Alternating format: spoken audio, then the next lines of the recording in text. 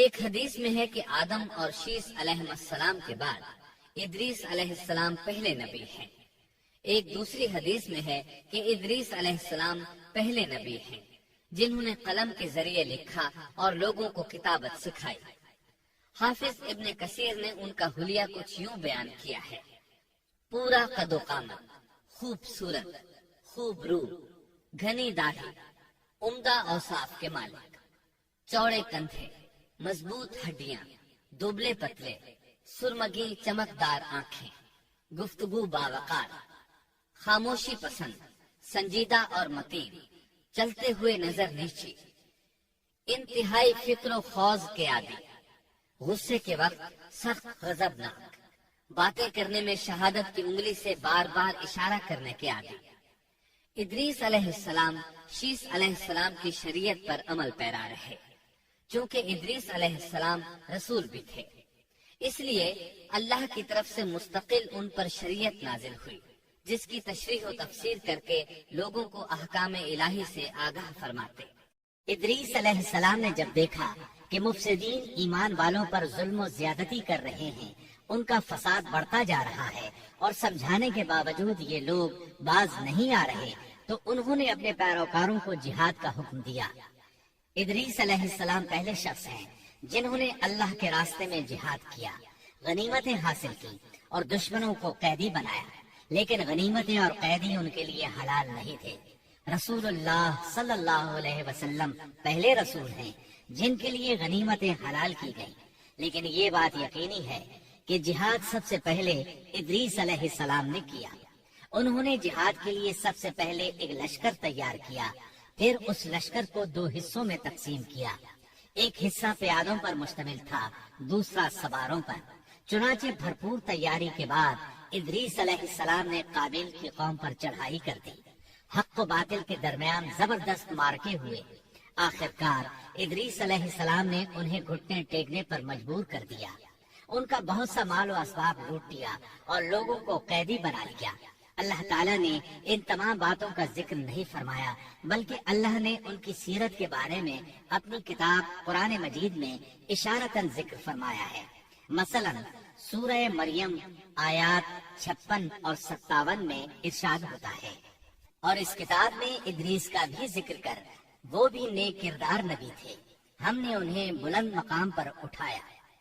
ان کے بلند مرتبے کے بارے میں بخاری اور مسلم میں حدیث موجود ہے کہ نبی کریم صلی اللہ علیہ وسلم نے فرمایا: میں نے معراج کی رات 4تھے آسمان پر ادریس علیہ السلام سے ملاقات کی، وہ 4تھے آسمان پر بلند مقام پر فائز تھے۔ ابن جریر نے ایک روایت بیان کی ہے، وہ روایت اس بات کی وضاحت کرتی ہے کہ اللہ تعالیٰ کے ارشاد وَرَفَعْنَاهُ مَكَانًا عَلِيًّا سے کیا مراد ہے، اس کا کیا مفہوم ہے۔ ابن جریر کے علاوہ دیگر بڑے بڑے مفسرین اور مورخین نے بھی اس روایت کو ذکر کیا ہے، لیکن اس کی کوئی صحیح سند نہیں مل سکی۔ وہ روایت یہ ہے: ابن ابی حاتم وغیرہ نے اس روایت کو ہلال بن یسار سے بیان کیا ہے۔ وہ کہتے ہیں میری موجودگی میں ابن عباس رضی اللہ عنہما نے کعب رحمت اللہ علیہ سے پوچھا: کعب، ادریس علیہ السلام کے متعلق اللہ تعالیٰ کے اس قول وَرَفَعْنَاهُ مَكَانًا عَلِيًّا ہم نے انہیں بلند مقام پر اٹھا لیا کا کیا مطلب ہے؟ تو کعب رحمت اللہ علیہ نے جواب دیا: اللہ تعالیٰ نے ادریس علیہ السلام پر ایک مرتبہ یہ وحی نازل فرمائی: اے ادریس، تمام اہل دنیا جس قدر روزانہ نیک عمل کریں گے ان سب کے برابر میں تجھے ہر دن اجر دوں گا۔ ادریس علیہ السلام نے یہ سنا تو انہیں خواہش محسوس ہوئی کہ میرے اعمال میں روز افزوں اضافہ ہو، اس لیے عمر کا حصہ طویل ہو جائے تو اچھا ہے۔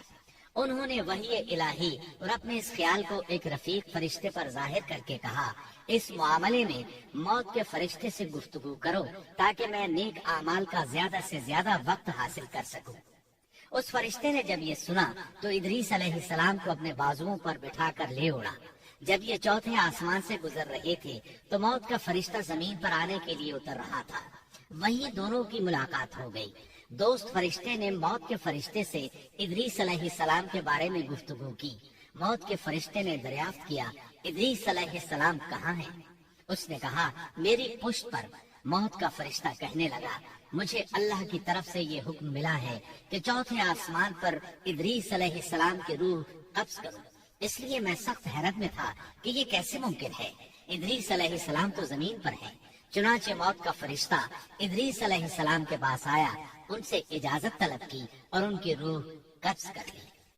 انبیاء کو یہ امتیاز حاصل ہے کہ فرشتہ ان کی اجازت کے بغیر ان کی روح قبض نہیں کر سکتا، اور رسول اللہ صلی اللہ علیہ وسلم کو تو یہ اختیار دیا گیا کہ آپ دنیا میں مزید رہنا پسند کریں تو رہ سکتے ہیں، یا پھر رفیق اعلیٰ کی رفاقت کو پسند کر لیں۔ آپ نے رفیق اعلیٰ کی رفاقت کو پسند فرمایا۔ اس طرح ادریس علیہ السلام کی روح چوتھے آسمان پر قبض کی گئی۔ انہیں بھی عیسیٰ علیہ السلام کی طرح آسمان پر اٹھایا گیا۔ فرق یہ ہے کہ عیسیٰ علیہ السلام کی روح قبض نہیں کی گئی۔